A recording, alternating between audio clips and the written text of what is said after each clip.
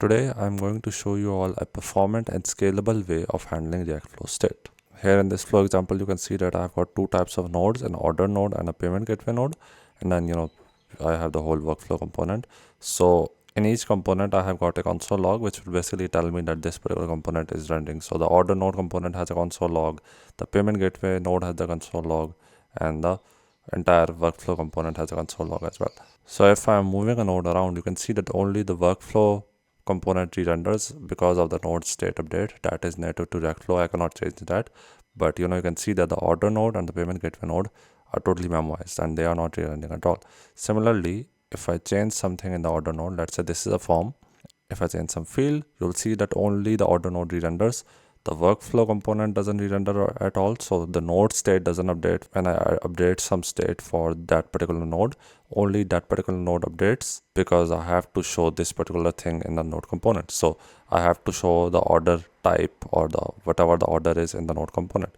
However, if I type something in the details field, you'll see that the order node itself doesn't re-render as well because this particular state value isn't needed here. Similarly, this enable discount field is not needed to show in this node component as well, so nothing is re-rendering, which is cool. And also, when I'm changing some field for the order node, only the order node re-renders if it is required to be displayed in the order node, otherwise it doesn't re-render as well. Similarly, in the payment gateway, if I change the payment gateway type, you can see that I need to show the particular image for the payment gateway in the node, so I need this information here. That is why this particular node re-renders. Otherwise, if there was a field which wasn't needed in this particular node, then this particular node would not re-render as well. So this is a highly scalable way of making your React flow and handling React flow state, and we'll basically do that using React hook form. So if you're excited about the tutorial, make sure to smash the like button, subscribe to the channel, and let's get into it. Also, I have launched my Patreon, so if you want to support me, you can become a Patreon member. There are 3 tiers. The silver member tier is very cheap, and you can become a member, and that would help me to make better videos for you guys. Also, there is the diamond member tier where I will give you like proper support in any confusion you have regarding a tutorial or a course. And if you want to build something on top of something I've built in a course, like I can properly guide you and help you. So do check out these tiers, and if you can support, I'll greatly appreciate it.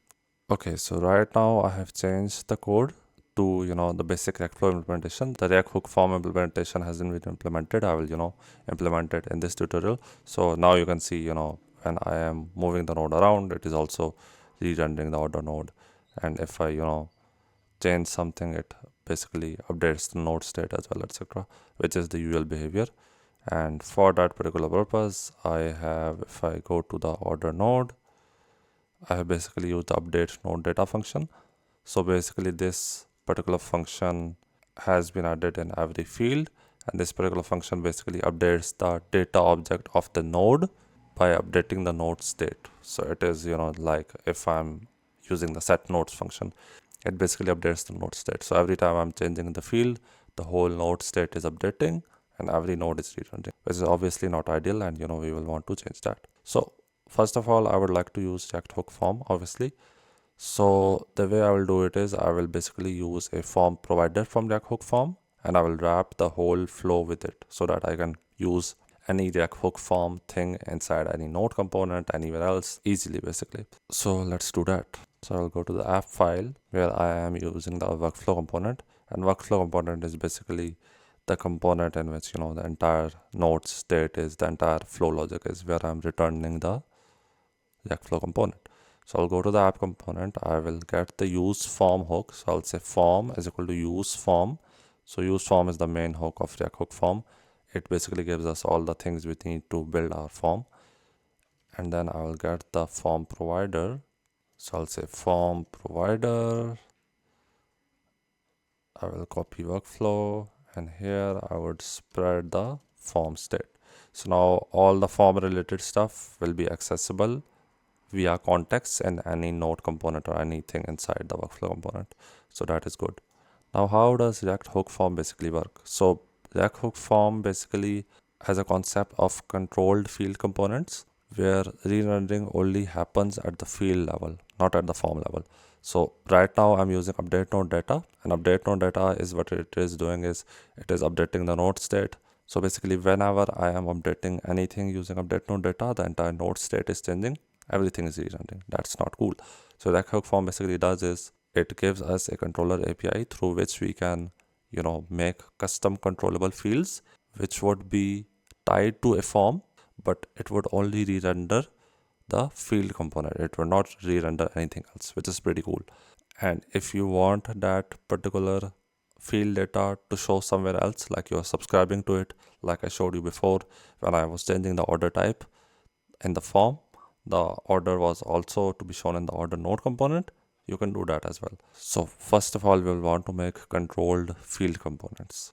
So basically this is an input field component, and I have basically made other ones as well. So for the select, for the switch, for the text area. So basically the whole idea is that I make a component, I have named it controlled input, and I have returned an input component, which I'm using here as well, this input.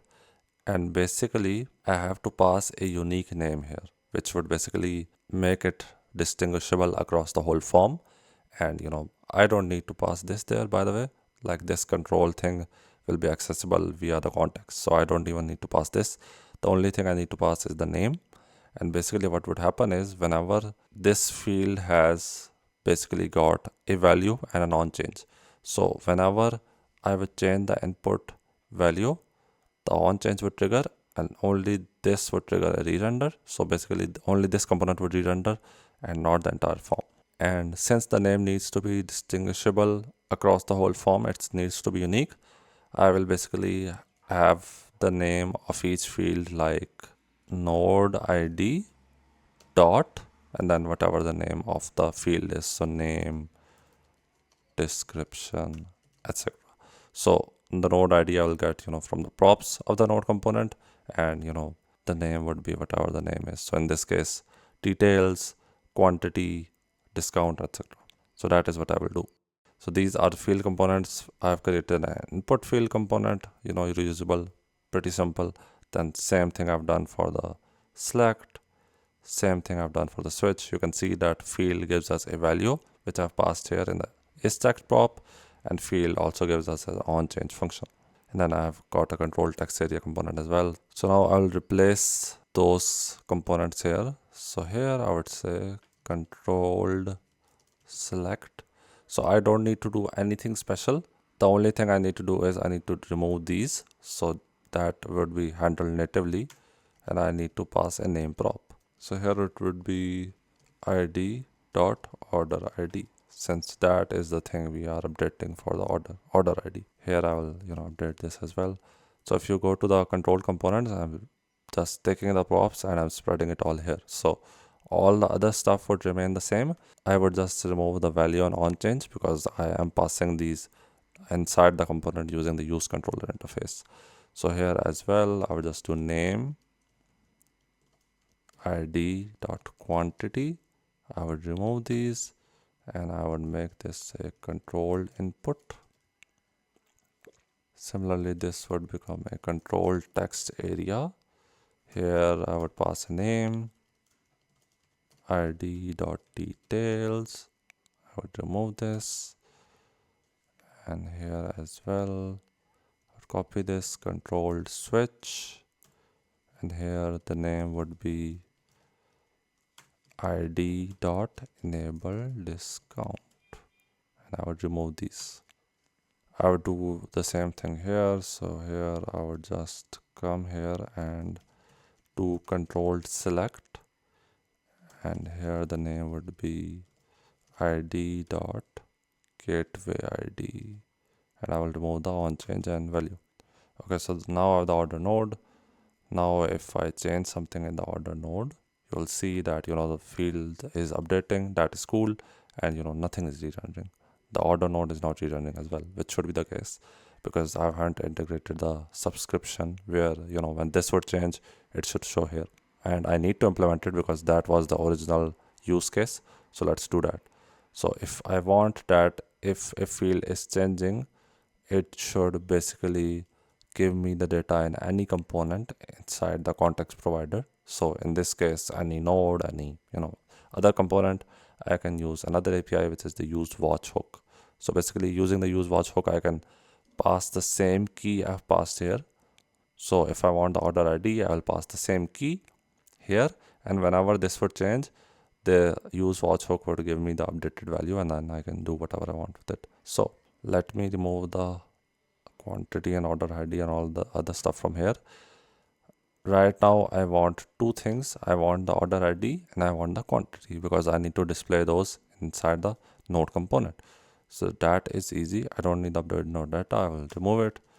I will say use watch, and here I have to pass an array because there are two values that I need, and I would pass the key. So I'll say id dot order id and id dot quantity, and here it would be order id and quantity. Cool. So every time this would change, I would get the updated order id, and this would basically be calculated again, and I will display the order. Similarly, if I change the quantity field corresponding to this key, then the quantity would change and I will get the updated quantity, and then only will this component re-render, otherwise it won't, which is cool. So now you can see that these values were selected by me previously, and now these values are being shown in the order node. Cool. But if I'm adding some value in the details field, nothing is happening. It's not re-rendering. The node state is not updating. Everything is cool. Now let me do the same thing for the payment gateway node so that you can understand the concept better. Here I need the gateway ID because that is the only thing here, and it is being used to show the payment gateway information, the picture for the payment gateway.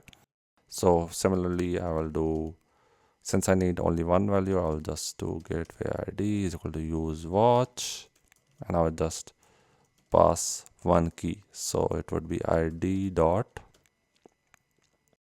gateway ID, and I don't need to get it from the data. Cool. So I go here and I add a payment gateway node, and I change the payment gateway. You'll see that the payment gateway node re-render, and the information was shown here as well.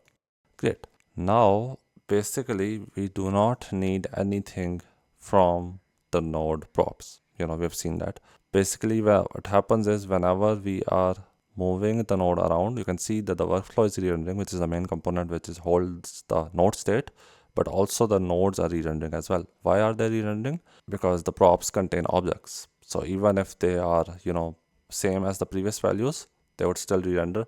So data is an object, so even if data is an empty object, its reference would change every time the node state would update, and react.memo would not work.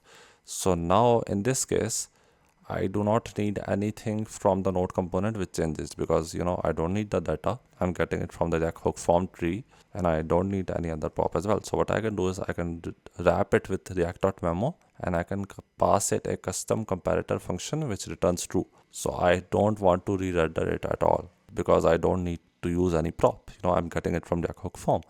So that is pretty cool. What I will do is I will create a custom function. I will create a utils folder. So I'll go here, new folder, utils. Here I would create a file, memo comparator.ts, and it would be memo comparator is equal to true. So this function would just return true. So I would copy this. Here I'll come and say react.memo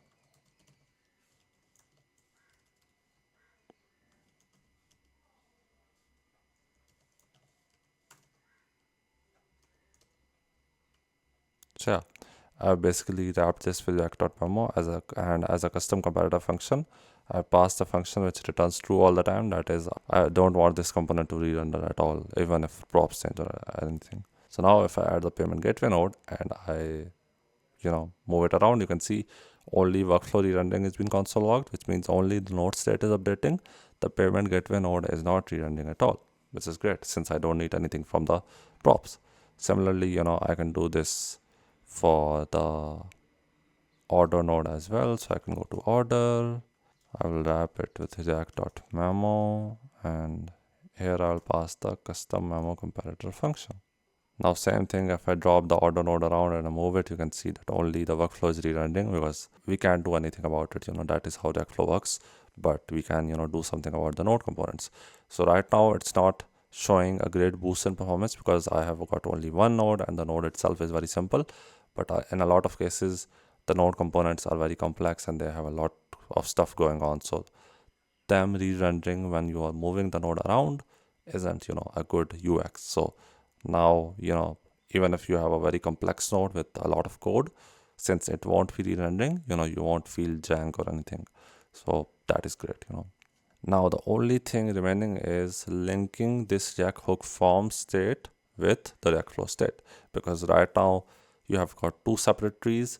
You have got a React hook form state tree where all the form logic for the nodes is present, and then you have got another state tree which is the nodes and edge state of the React flow.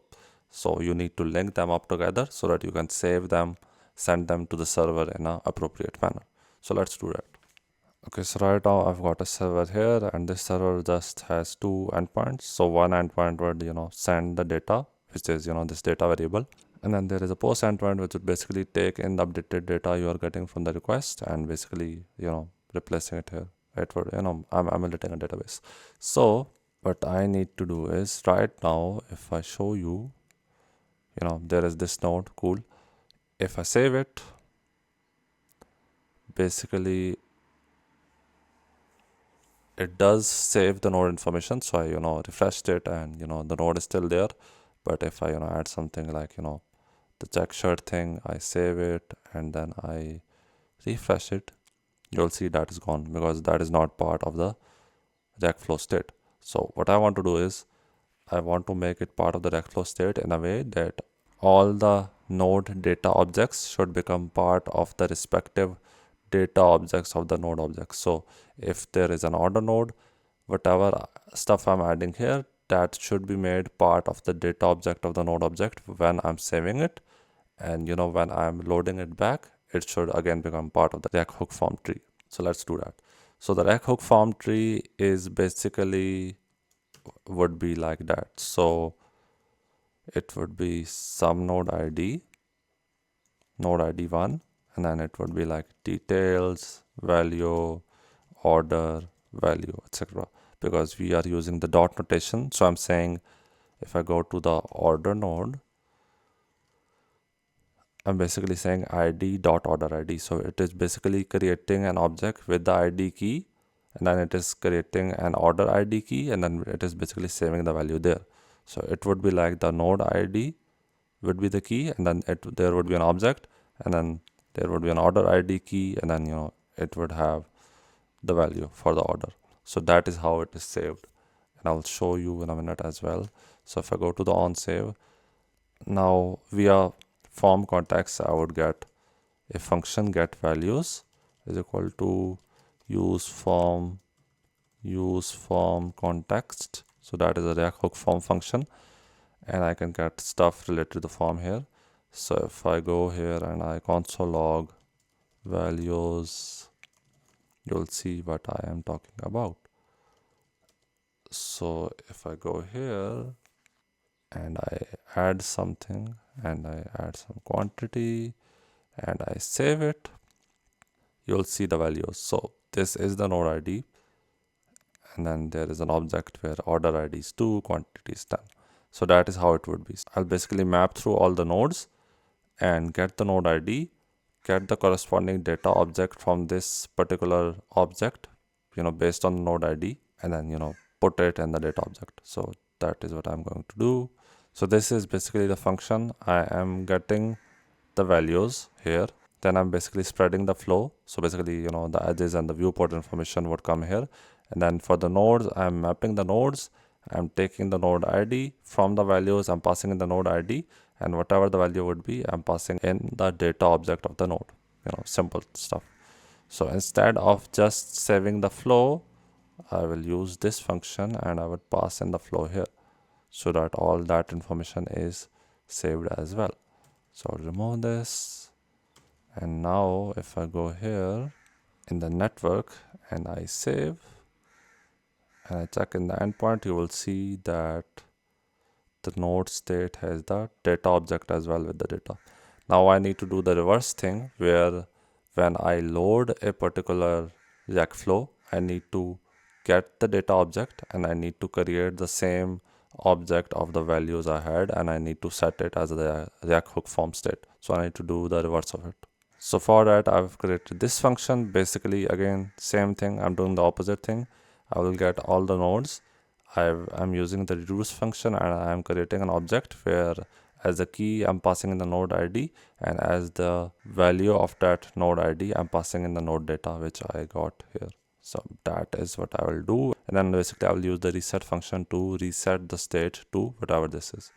So I'll copy this, and here in the restore flow function where I am updating the nodes and edges state based on whatever I'm getting from the backend, I'll pass the flow here.